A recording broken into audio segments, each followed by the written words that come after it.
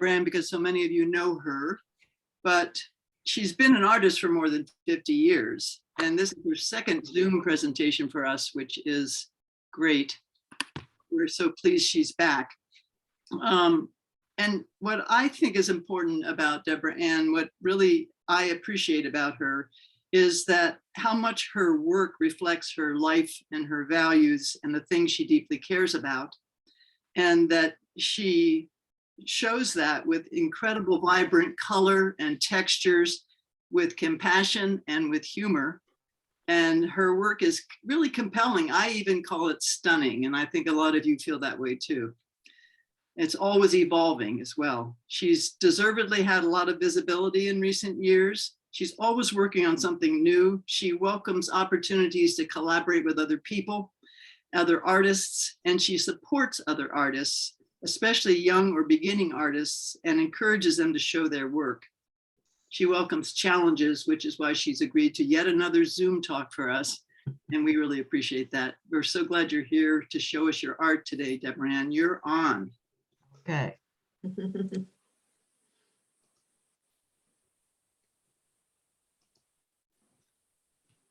Okay.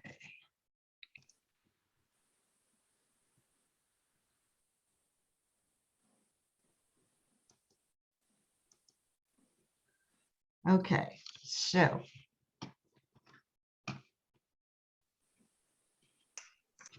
one second here. Okay, so this is my show at the Seasons right now, and as Mary Lou said, it'll be here through March. And the little bistro in the back, you can go in during these hours and just look at the artwork, or you can go in and have a glass of wine and look at the artwork, or you can go in and get an hors d'oeuvre or a little something to eat. But this is basically what's on the what's at the show right now. This piece is a piece called Asha. And Asha is a woman who worked at my, or at the food bank where I work.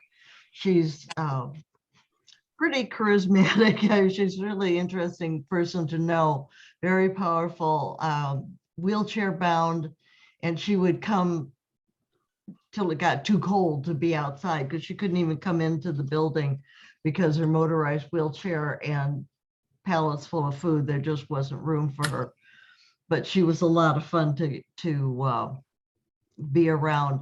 And so I asked if I could take her picture, and this is just 3 different views of her in the late fall. This piece is Dance of the Moons. The background was a piece of fabric that I had dyed, and I dye a lot of my own fabrics to work with, and I make them, they all look like paint rags when I get done dyeing my fabric because I like the mottled look. And this piece didn't look very interesting. And so one afternoon, my friend Sandy Craig and I got into rubbings with paint sticks, which are, they look like kindergarten crayons, but they're oil paint that's been compressed into a crayon form. So we were doing rubbings on this fabric for no reason. And so the moons up behind the woman's head are really, the tops out of coffee cans, that metally piece that you pull out first. And there's all sorts of metal pieces and different things that we used that we rubbed over. And so I liked the background. And finally, after it hung around for a while, I found this picture of this woman in an old Fortuny collection of photos I had. And Fortuny was a famous designer many decades ago. Put the piece together. And the funny thing with this piece is that it was in the show. And the day after the opening, I got an email from a man saying he wanted to buy it for his wife. And so I called him, and it turns out he didn't know anything about the show happening. But he wanted to buy it for his wife for her birthday. And I told him to get in touch with David. And I said, you know, it's real interesting because I had an opening last night and this piece is in the show, but we could take it out of the show for your wife's birthday. And he said, you know, we really like that little bistro at the Seasons. We go down there all the time. And we went down there Friday night when my opening was. He said, but it was so crowded, it was standing room only. And so we didn't go in. And that's the closest I've ever been to meeting the man. They didn't go in, they went someplace else for dinner. And then they walked in to the crowded standing room only. I would have met him, never have met him. He bought the piece through the gallery and I've never met him. But yeah, I thought it was very interesting. So now this is in his collection. This piece is Jerry. He's a friend of mine also from the food bank, was a cowboy. He's just a very interesting man. And he used to come to the food bank and get food every week. And one week we needed some help carrying boxes of food out to cars for people. And he volunteered to help and sort of kept coming back. And pretty soon he was a regular volunteer at the food bank and said, well, you know, I would have come earlier if I'd known you had this much fun. And after a while, he said, you know, I've come to this food bank every Friday and gotten a box of food. And it never occurred to me how this food got in that box until I started working here.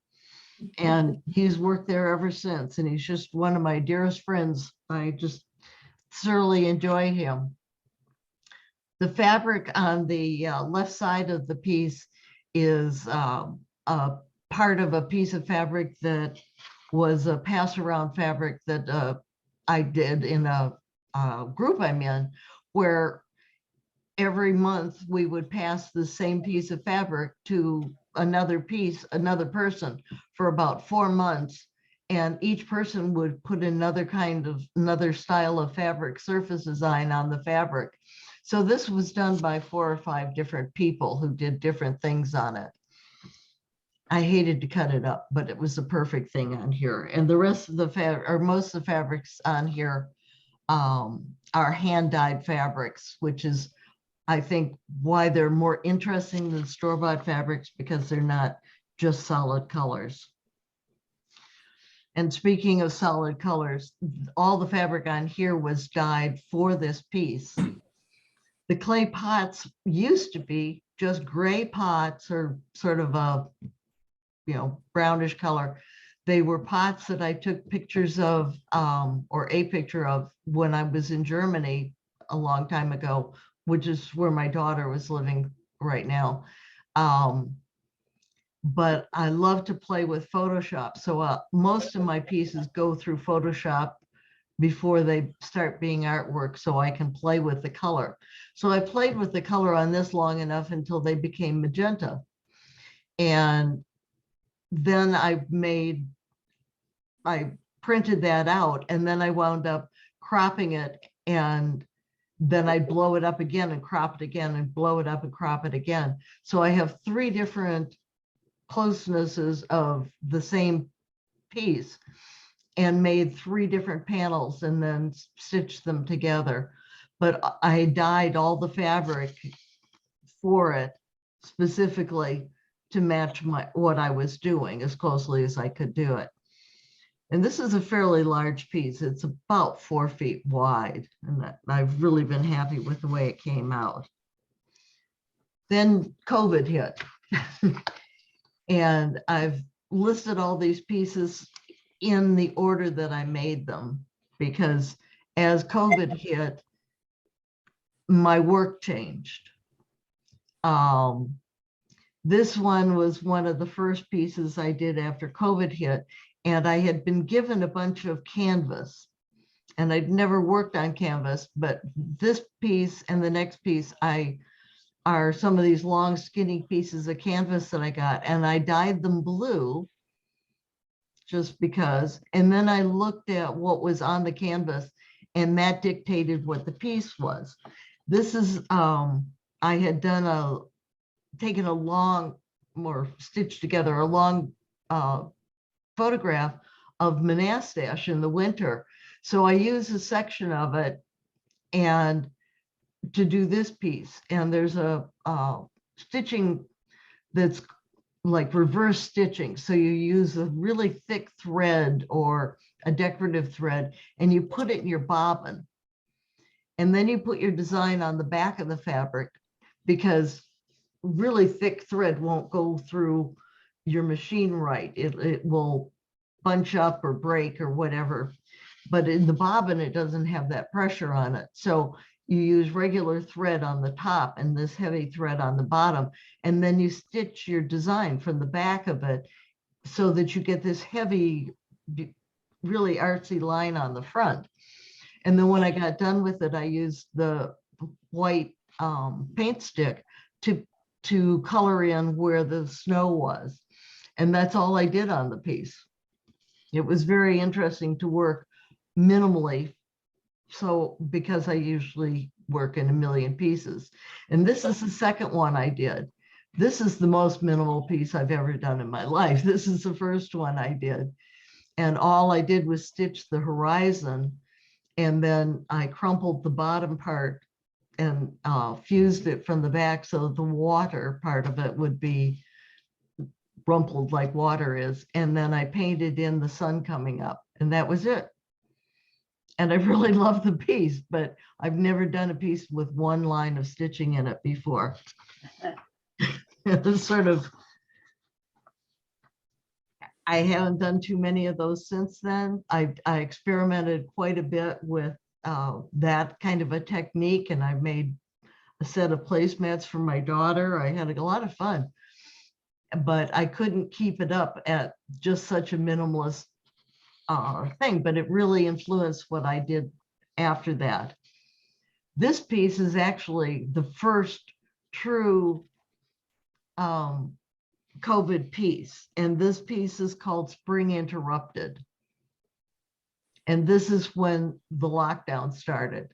So it was feeling very eerie out. And I'm sure most of us remember how eerie it felt when it was like, don't go out, don't go anywhere, you know, stay in the house, you know. And so if you look at the background, you can see the COVID virus lurking in the sky and in the air everywhere. And so this is Spring Interrupted. This was my first piece, or it's the only piece that I directly attribute to COVID. But then again, this is, a lot of it is hand-dyed fabrics. And then there are some that are store-bought. I still have a big collection of store-bought fabrics. And store-bought fabrics have two sides, so you get two fabrics for it. So in the ground part in the front, I've used both sides of a piece of fabric, because one's really light and one's got the darker color, but it both has a similar pattern on it. This is one of my favorite pieces of my cat, and anybody who's been to my house has met Mimsy, who is the Miss Congeniality, who finally took the hint and left today. But I'd take pictures of her and she'd be looking straight at me. And when I get the picture, you could see that she had slightly moved her vision away from the camera. It's like, you can't take my soul. So this is called The Thought of Cats, and I'm really pleased with the picture. I did her hair, or the top of her head, in the same fabric as the background. Just, it was something that was the last piece I put in as to whether to do it dark or to do it light. And I was really glad I did it in the more of the thought rather than the literal cat color. But I'm very fond of this piece. And then this is another one where I got into the canvas. I went out and bought canvas. And this one, I dyed the canvas, and then I layered all these other fabrics on top of it that were dyed a light yellow, stitched them on, and then I folded the fabric and rolled it up like a cinnamon roll and bound it. And then I sat it in a bowl of pagoda red dye. So the dye took only on that brief edge that it sat on.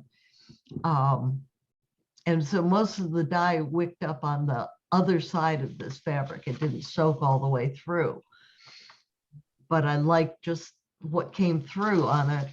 And then I found these pictures of zebras, and I drew them. I rubbed them actually on with old carbon papers. So the lines aren't real dark, and I just kind of colored them through with the carbon paper, and then blew them up to the sides I wanted them. And then there's a product called transfer art paper that's kind of like the paper you use to do t-shirts, only this is the art form of it. It's much more sophisticated.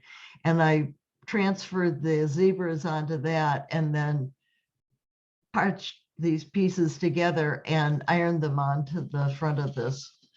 And the piece has been very well accepted in shows. I haven't gotten any real awards for it, but it's gotten in shows, which has been nice. So the canvas has been a real challenge to do. This piece, the photograph of this was sent to me via another friend, but the man who originally had it runs a cable news station in Morelia. And he had this picture of this little boy who was porting his dog across the river. And the water was very deep. He's spitting out all the water that he keeps getting in his mouth, but he's getting over to the shore of the river with his little dog. And I just loved the picture. So I just made a piece about it. And it's just a cute piece. Boy and the dog. This one is another one that's canvas with all sorts of other indigo dyed pieces of fabric on it. The piece that's under the tree at the upper right is a piece of experimental shibori fabric, and shibori is a Japanese technique where you tie it, you sew through it, and you pull your thread up really tight, and then you dye it. And where the thread is works as a resist. Generally, you've seen a number of different styles of shibori where it makes like little patterns, but these are beginner pieces. These aren't exactly like the Japanese do it, where it's so precise. But that was one of my samplers. And so there's just a number of little design pieces in there. And then my elm tree next door that I cut out all the little limbs, and the birds roost in it very thick. It's a stopover place. So the funny thing is that, your eye sees things one way and it's not right. Originally, this was going to be like a spring morning. And when I worked on it, I kept thinking it was a spring morning, and then the piece didn't work. And I have a piece of like red plastic, clear plastic, that turns whatever you're looking at, it turns it into black and white, and it'll tell you the value of the piece. And when I put that up against it, I found out that this was not as light a blue as I thought it was. So that it's really like going into night, not morning, that it was a much darker value. So I had to change my way of thinking about the piece. I still like it, but it's not the coming of the robins like I thought it was. This is a picture I took in Spain when my daughter was living there. We don't know exactly what it is. It's like an old cistern. It's in Sevilla. It's at the Real Alcazar, which is the palace in Spain, in Seville. And it's a beautiful piece. And I had it in my photo album, and I actually have a photograph of it framed in my bedroom. So I decided to work with this. And so with this one, I use hand-dyed fabric. So it had this model to it. And then using freezer paper to mask off areas, with paint sticks, like I use the freezer paper like a stencil, and with the paint sticks sort of painted in the darker areas with a stencil brush. So there's really only like 4 pieces of fabric in the whole arch part. And then the water is 1 piece of fabric, and all of the designs in the water are done with paint sticks. I'm more and more using paint sticks instead of tiny pieces of paper or tiny pieces of fabric. That's unless I want to make myself crazy, which you'll see later that I have done. I'm doing a piece now that I'm going crazy with. This one is mostly paint sticks also. The pomegranate parts, this was a 1 piece of fabric, and it had been dyed very, very orange. And there's a product that's decolorant, and you paint it on to your fabric that you've dyed. And it's like a slimy goop, and it won't originally take the fabric color out. But if you like the way what you've painted, then you let it dry and you heat it up after it's dried, and that will take the color out. But if you don't like what you've done, you rinse it out and it won't touch the color. So you can control what color is being taken out. And you can also control it by how much heat you put on it. And when you get it the way you want it, then you rinse it out and it doesn't take out any more color. So I worked with this a number of times to get the color out where I wanted it. So most of the color in here is done by removing the color on this really brightly painted fabric. And then I added the dark blue fabric, and I added white fabric, and then I took paint sticks and added in color where I wanted it. So most of this piece is actually dye and paint stick rather than fabric. It's an interesting challenge to do. This also is one of the pieces that is done with a piece of canvas with a lot of other fabrics on it, and they had all been dyed previously. The fire flames that are coming up are dyed silk. That was a lot of pieces of silk I had sewn together and then dyed over the canvas.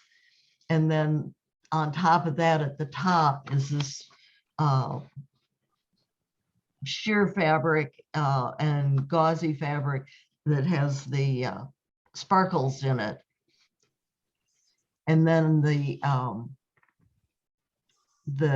firefighters are done in a variegated kind of hand-dyed fabric. And then I put the whole thing on an angle with the trees to just enhance the power and the motion of the flames. And this one I did late last summer when we were all living with the fire.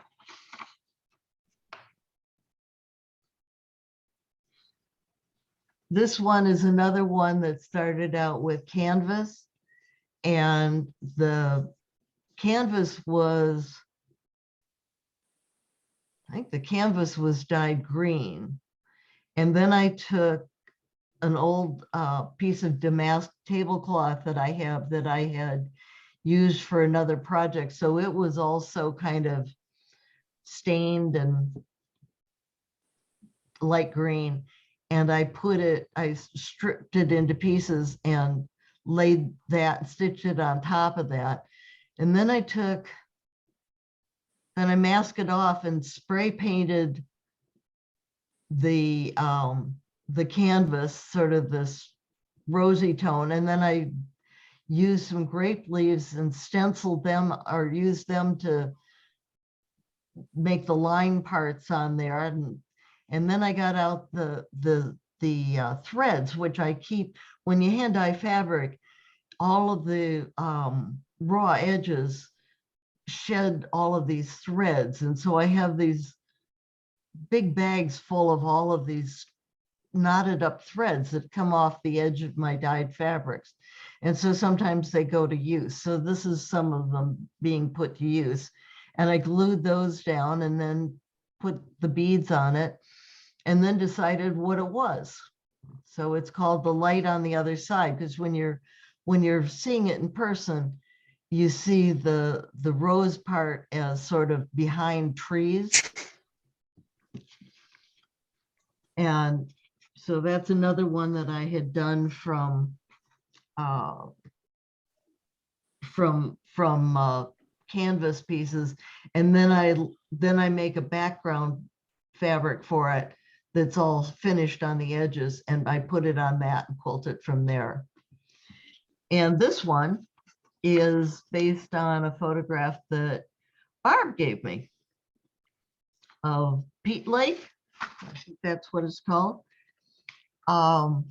And so most of this, it started with actually the mountains and the trees are done with commercial fabric that I had that I may almost be out of. I hope I can find something similar to it again, and quilted so that it looks like the mountains and the trees, and the forest behind me, or behind the mountain or in front of the mountains, is highlighted with magic marker, just to get that black area. The big tree that you see to the right, that blackness is done with fabric, but the other one that was just too small, so I wanted it to be very free, so I did it with a magic marker that I had.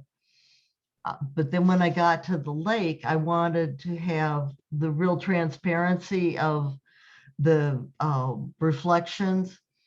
And so I used paint stick on that with my stencil brush and just basically painted it. But the fabric itself had the zigzaggy lines on it that looked like the water rippling. But the rest of it is all done in paint stick for that one. And then this is the last one that I finished before the show. And this one, Charles crossing the Vltava in Prague. My daughter is living in Bavaria right now. They're moving back to Spain, but right now they're living in Bavaria. When I went to visit in 2013, I found out that Prague was like 3 hours away by car. And it's like, oh man, that's too close. We have to go. I really want to say I've been to Prague. So we jumped in the car and made instant or online hotel reservations and went to Prague. And I've done a number of pieces about Prague. And on the right side of the river from here,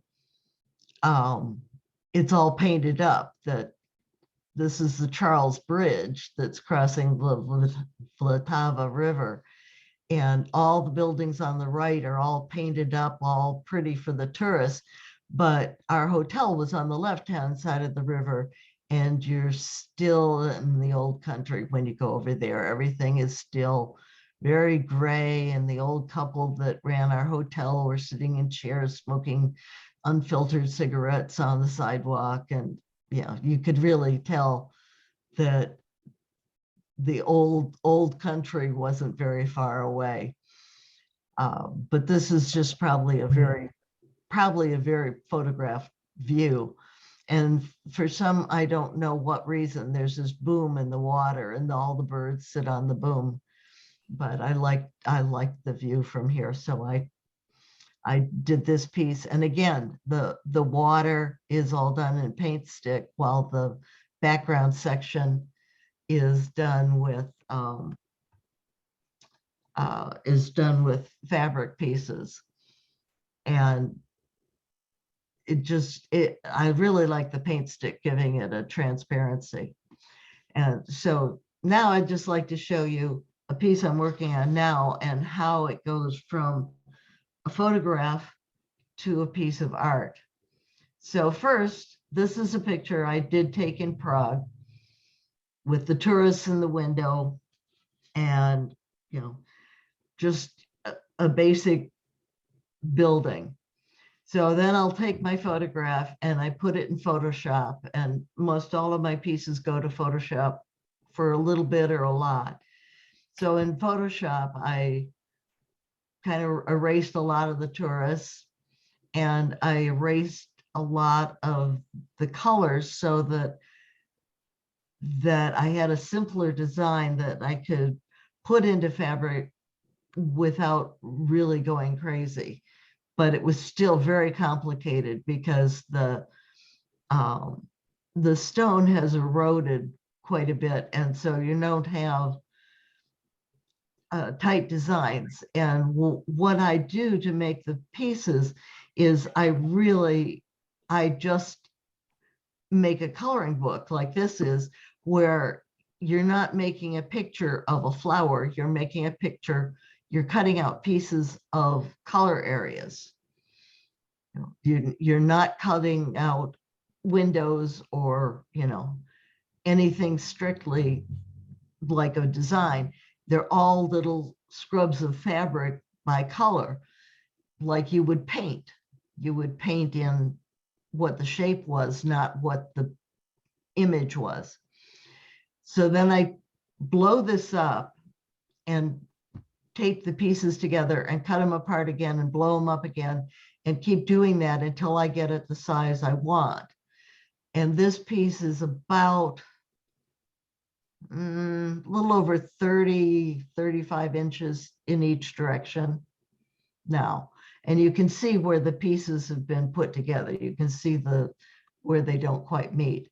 So that I take to my studio, and then I use freezer paper and I draw this whole thing with a carbon paper on it. And I draw this entire pattern by colors, little sections, onto freezer paper, because you can take freezer paper and cut it apart and iron it onto fabric, and it will adhere temporarily to the fabric so that you can make an accurate cutout of your fabric to make your piece. And all my fabric has Wonder Under, which is a fusible web on it, so that once you cut it out, you can iron it onto your work and it will stay put, so you can iron it. So you can sew it. So this is the next step after I've made that paper pattern, is that this is the piece as it is now, where I've gotten all of these on here. And so what I've done is I've highlighted, made it more contrast, more dark against the light for drama.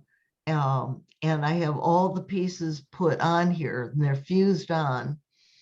And then I stitch them all on. Then I will put a bat between them and a backing on it. And then I will stitch what I want quilted once the pieces are all on there. And yes, these are all little pieces. And yes, they are all sewn on by machine. So that's where I am on the piece now, is I am sewing, matching the color as well as I can, and stitching these all together. So, it's interesting because when I first started doing this in the 70s, they didn't have Wonder Under, they didn't have freezer paper to do this with, they had none of this, and it was a real hassle to try to do it because you didn't use raw edges, so you couldn't get any of this detail. So that's my story. I got a question. Yes. Let's hear the questions.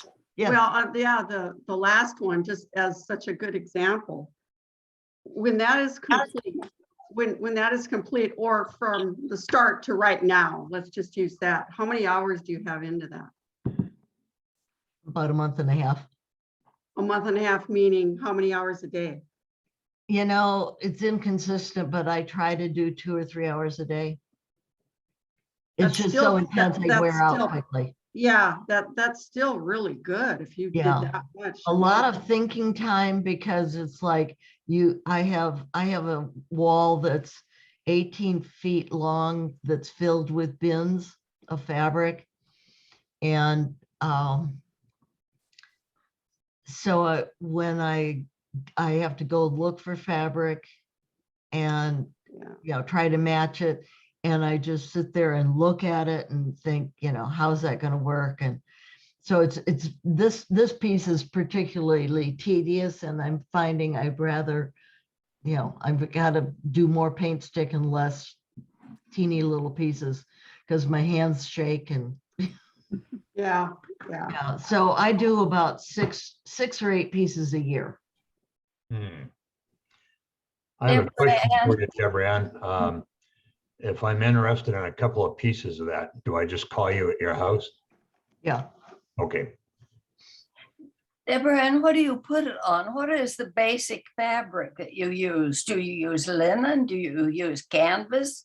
Yeah, it depends on the piece, but a lot of those I've been using hand-dyed canvas that's just plain old canvas,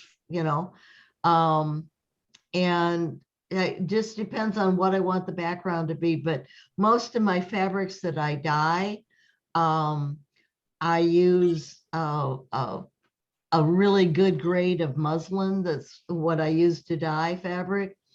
And sometimes, like this new piece that I'm working on, because I knew there was going to be so many layers of fabric, I use draper shear. And having been a decorator for years, I have miles of partial bolts of leftover draper shear. And so I'll use that as the base fabric, and then it's totally covered with the other fabric. So many fabrics shrink. How do you control that? Or you They don't? shrink when you wash them. These things don't ever get washed. But there's moisture. What kind of moisture? You're with it from the paint. No, none of my paint's wet. These paint sticks are like, they're like a crayon. They're like very Oh, They like they're this. solidified like Yeah. a crayon, and when you're not using them, they heal over. Like you can't, they like got a wax coating on them, and you peel that off when you're going to use them, and you use a stencil brush with them, and you just brush your design. It's very, very dry, because you heat set them when you're done, and that's almost immediately when you do it that way. It's not wet. It's not an oil pastel? No, I didn't bring any in. I was going to, and I forgot. Did you heat set them with an iron? Yeah. Yeah. But I use a dry iron. I mean, I iron my fabric flat with a steam iron, but you put the Wonder Under on with a dry iron. None of this is affected. There's not that much moisture. And none of it ever shrinks. Yeah. Well, all I got to say, it's remarkable. yes. Truly I is. can't even think of the words to say that. It's just remarkable. She's extremely creative. Oh, yes. Nelma's one of the first people who saw my work when I moved here, because she came over for an Altrusa picnic. Is that right? Yeah, that's when I met you. Remember, you came over we had a party here with Altrusa. That's great. It's And I just showed remarkable. you my work. Deborah Ann, have you ever tried any other medium besides fabric for your art? Yeah, when I was a kid, I painted, and I've done sculpture, and I still do mixed media sculpture. Uh-huh. And I've done bronze casting and all kinds of different sculptures. I've worked in, pastels and things, but back in the early 60s, I started weaving, and I did a lot of weaving, and in college I did graphic design, you know, doing carving. I mean, yeah, doing etching and woodcuts and stuff like that. But I wove until I found a book called On Soft Sculptures. And it was like the light went on and I started making soft sculptures, and then they just kind of migrated to this. And I Yes. still make soft sculptures occasionally, and I make my crazy sculptures, mixed media sculptures, but I've never looked back. It's I've been very I've been remarkable. making this stuff since the early 70s. Yeah. Do you ever use Oriental fabrics? Do they appeal to you? Occasionally, but I mostly use my hand-dyed fabrics and commercial fabrics that have an interesting surface to them. But I don't really use, I know you've got beautiful fabrics. I don't usually use those very much. Boxes full of just. I know you do. I can only make so many phone cases. Oh, my. Other questions? Deborah Ann, has your work changed? Have you gotten bigger and bigger pieces over time, or does it just depend on what you're doing, how big you decide to make it? How do you decide on the size? It just depends on my mood at the time, but I sort of settled on about a 3 foot by 4 foot kind of thing. My work has changed a lot by the advent of computers and home printers, because when I first started doing the wall pieces, I would work from a snapshot. You ever try to do a tracing of a snapshot? They have zip for detail, and then you had to graft it up on, you know, you had to build your own graft, and then you had to draw it up from that, and then you had to try to refine the detail from this little blurry photograph, and try to get the drawing for it. And they didn't have any of the tools that we have now. It was really rough. Do you remember I have a piece of yours in a room. Yeah. Rooms over that's a shrub step piece. Yes. Did you remember, how did you do that one compared to how you're working today? Did you do it? Did you break it down on Photoshop? Do you I think? don't think I had Photoshop then. That's what I thought. Yeah, it was pre-Photoshop, wasn't it? Yeah. That's great. Yeah. I And think as we that's all one know- that I drew up from a photograph. That was a great one. Yeah. Yeah, Photoshop has helped a lot of people, a lot of things. Yeah, She has really. I don't know mastered how to technology. use it, but I love it. Yeah. Deborah Ann, I don't want to turn my picture on, but this is Judy Strassel. Yeah. We met at Sally Fitch's sale. And Yes, I remember you. yeah, I am looking forward to seeing the show at the Bistro. Good. But it was so interesting to hear your backstory, your framing story on each of these pieces. I'm sure I'm going to love seeing it even more to be able to know that much about it. And I also want to thank you for explaining your techniques. I was hoping I wouldn't have to ask a lot of ignorant questions, but you instead, you really filled me in. So thank you. Judy, just so you know, you'll be able to access this recording on our website if you want to show other people. So I do. And yeah. I know that. Yeah, thank good, you. good. Yeah, I want to make sure you knew that. Great. Will Yes, I do. had a good time with you at Sally's sale. That was fun. I ended up taking some pieces off her scrap table and making them into pillows or stitching them onto pillows I already had. Good. And they're kind of my pride and joy, Good. complete with tassels that I made for them. So Oh, enough awesome. said about it, but it was a really, that was really productive and wonderful for me. And you helped me a lot there. Good. Thank you. Thank you, Judy. so I could find this on the website in Arizona. Yeah. when Yep. I got down there. Yes. I've got a really good friend that does a lot of fabric work, and I'm sure that she would love to see it, so. You also can go to my website. Yep. I have a website with, well, not all my work on it, but many years of work on it. And it's just deborah.ann.net. DeborahAnn.net, okay.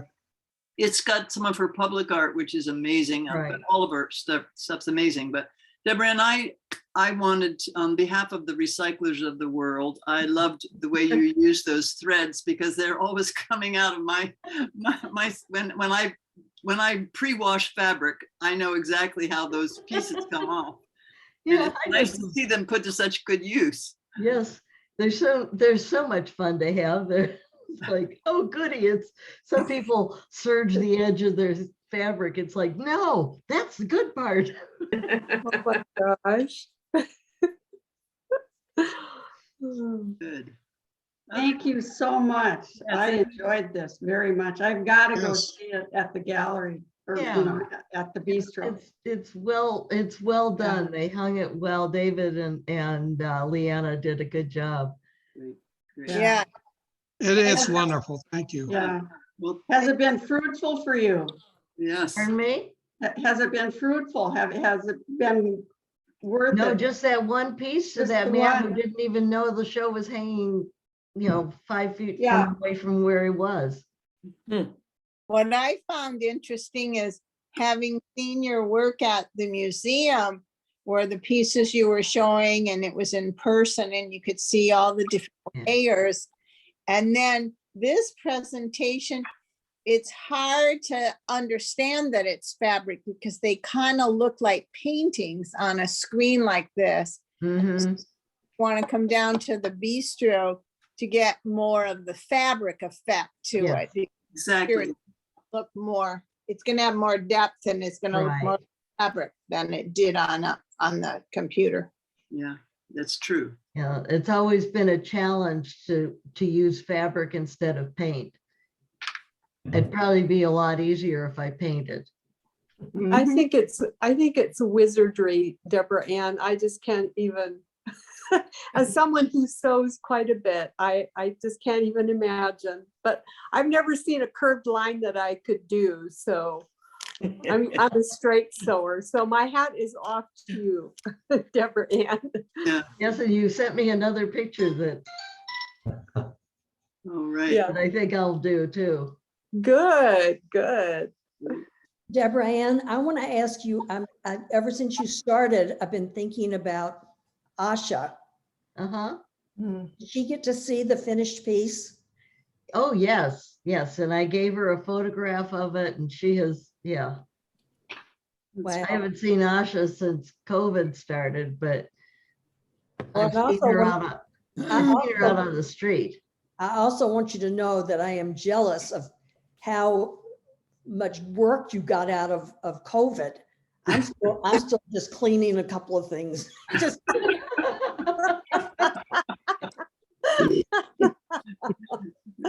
Pretty impressive. Yeah. Yeah. Any other questions before we round this up? Deborah Ann, that's just fantastic. And I agree with everybody who says it's both helpful to hear you talk about it. And then the best thing is you go first, then you hear her talk about it and see it up close, then you go back again. So Yeah. wherever you are in the process, I hope you'll enjoy a next step. I have one question. What is a paint stick? I will have to show you, Delma. A Yeah, paint stick it's made of oil paint, only it's compressed. So it's not, it works like a crayon. It's compressed paint. And it's Who carries them around here? nobody. I buy them online from Dharma Trading Company.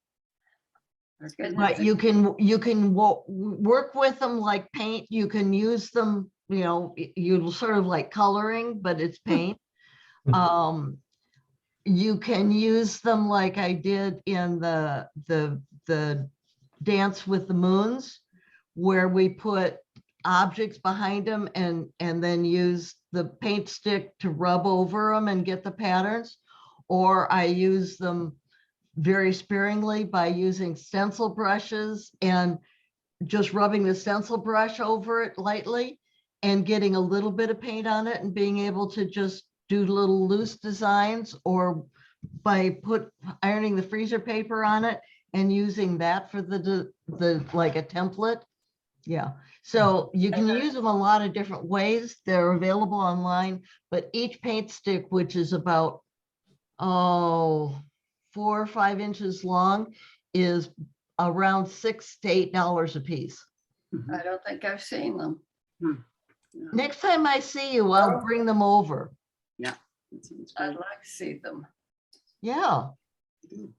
We'll have to do something. I will show them to you because they're really cool. I want to find something I could do with my new handicap. Yes. Oh, I think you would like paint stick. Great. Well, let's get them over there. We'll do something. Okay, Mary Lou? We'll We figure could it out. have a few of us try it out. That could be fun. Yeah, we could do it. Okay. Well, thank you, everybody. This has been fantastic, and thank you so much, Deborah Ann. I'm just going to quickly announce that we have a kind of experiment coming up in 2 weeks. Whoops. And we had 2 weeks. We have a excuse me, I have my phone going off. We're going to try a rerun. It's called Rerun Talks by Request. And what we're going to do is we're going to show an edited version of the program we did on the Confluence project, because Colin Fogarty, who did that, did a fantastic job. Mhm. And I want to make sure everybody knows also about all of the resources available on their website. So on March 2nd, we're going to do a short rerun of the sort of the highlights of his talk. And then we're going to look at their website together and just talk about, maybe show a couple things that are on there. They did a recent program that I watched, which was really very interesting and tells you about all the thought they've put into the symbols that they use for the Confluence project, and how they've tried to use native themes to bring out those symbols. So that'll be on March 2nd. So we hope some of you will join us for that. It's an experiment which might or might not be repeated depending on how it goes. So thanks again for coming today. And Deborah, do you have another thing? Yeah, I just wanted to say that anybody who is interested in seeing my studio and more of my work is welcome to give me a call. Oh, Great. Fantastic. That's good to know. Thank you. Yes. Thank you, Deborah Ann. You've lifted my spirits. Thank you. It was This was wonderful. Yep. Oh, Good. thank you. Glad you had a good time. Great. Hi, Jackie. Good to see you. Guys. Great. All right. Thanks, everybody. Okay. Good Thank you. evening. Ooh.